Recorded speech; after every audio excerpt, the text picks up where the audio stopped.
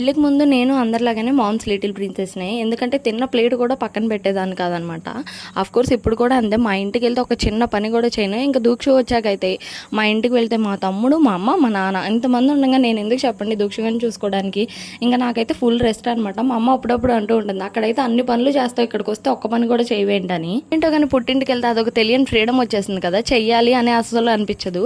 So నేనైతే మా ఆయన కోసం ఇవాళ అయితే టమాటా చట్నీ చేస్తున్నాను. ఇష్టమైన వాళ్ళ కోసం ఎంత కష్టమైనా సరే చేయాలనిపిస్తుంది కదా.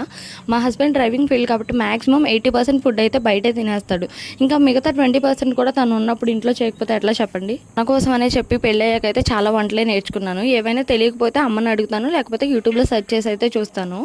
సో తనైతే ట్యూస్డే అండ్ సాటర్డే అయితే నైట్ టిఫిన్ చేస్తాడనమాట. ఇంకా అందుకని చెప్పి చపాతీలోకి ఈ చట్నీ ట్రై చేద్దామని చేశాను.